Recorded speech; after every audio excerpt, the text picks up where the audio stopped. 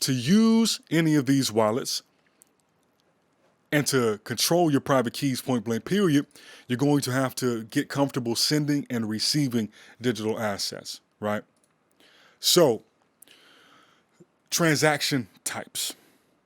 Similarly to traditional banks, digital assets rely upon deposits and withdrawals to facilitate transactions, i.e. to use your digital assets.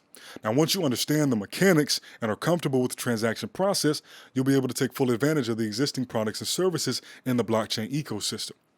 Now, there's only 2 transaction types that you need to be comfortable with to do everything inside of the blockchain and digital asset space. Literally anything that you will need to do is some combination of a send or a withdraw and a deposit or a receive functionality. So, first one, sending or withdrawing. Now, to move your assets, to make a payment, or fund another wallet, you need to initiate a send transaction.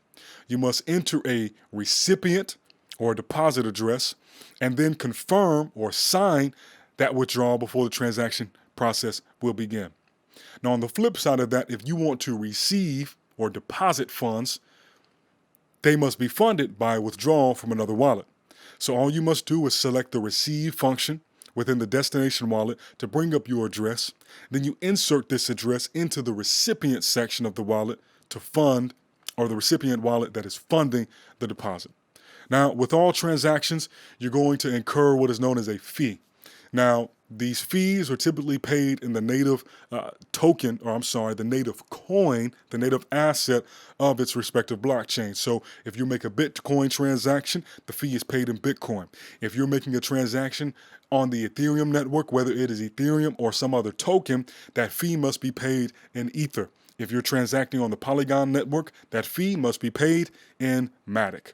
Okay? Now, what we're going to do, just so you can get a reference, is we're going to actually look right here at what it would look like to send or receive a transaction on Coinbase. Now, this can sometimes look a little bit different depending on the platform you're on, but it is always going to be some combination of sending or receiving. Worst case scenario, every digital asset cryptocurrency wallet will allow you to send, right? And then the receive functionality is a matter of you just taking your wallet address and then making sure that whoever, whether you're sending it to yourself or somebody else is sending you a digital asset, they just need the address to that wallet. So on Coinbase, you can see that we're on the send tab, and at the very top, you'll see that you always have access to the buy sell button and the send receive button. So you click on send receive, and then by default, it will open up the send. And so it's going to ask you to specify what asset you want to use. So right now we have Stellar Lumens or XLM pulled up, and then you can type in how much.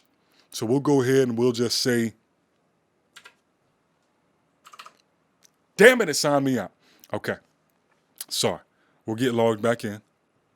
All right, cool. Or I might just have to put a video footage on top of this. So anyhow, you can see that there is a send section. You specify the asset that you want to send, and then you specify to who or to what address it's going to go to. You fill that in, and then if you want, certain assets allow you to put a note, certain assets require you to put a note, or tag as it's sometimes referred to. And then the flip of that is on the receive side. So you can click on receive, and then once again you specify what asset you want to receive, and then it's going to show you the address.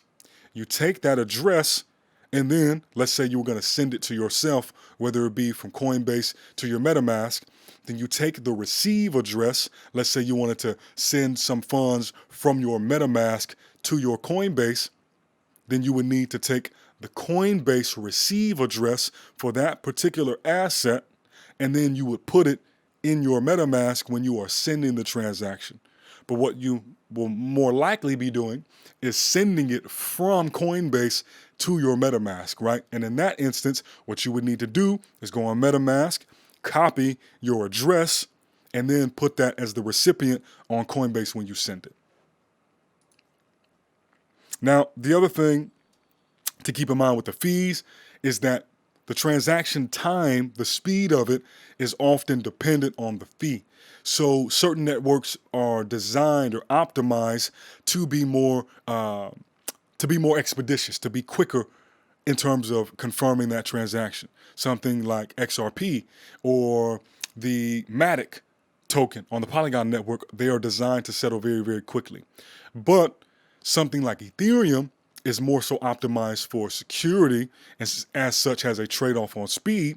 So if you want a faster transaction, so let's say you don't want to wait an hour, but you want the transaction to happen in a couple of seconds or a few minutes, you can actually opt on most wallets to bump up your gas fee, and it will speed up your transaction time. Now, next to that, there are things that you need to keep in mind for transaction best practices, right? So first and foremost, you want to either scan the QR code that represents the address, or you want to copy and paste it. Do not ever type out the address by hand. Bad idea. I'm not saying you can't do it successfully, but you're increasing the risk of you making an error. Because if one digit is off, if one numeral is off, the transaction, you will not receive it, okay? So you can scan the QR code, you can copy and paste the address, right? Best way to go about it. Now, you also want to confirm and double check that you are sending to a compatible blockchain or compatible network, all right? For instance, if you're going to send Bitcoin, the receiving address must be a Bitcoin compatible address. If you were sending ETH or any other token on top of Ethereum, it must be going to an Ethereum-based wallet, right? Now, reason being, if those two are not compatible, the transaction will be lost and there is no way to recover it. The other thing to keep in mind is block confirmations. Different blockchains have different speeds inherently. Some blockchains are faster than others. So, just as a way to quell any fears you may have for some reason, or uncertainty is probably a better word, I would recommend that you always check the confirmations that are required for whatever wallet or application you're using. Give you an example. Nexo requires 50 transactions for any Ethereum-based transaction.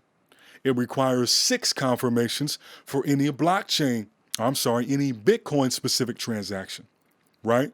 So if you're familiar with how many confirmations are required, you can always go click on a block explorer and then check the progress to make sure that everything is moving as it should and that there are no undue delays because you are aware with how many confirmations are required.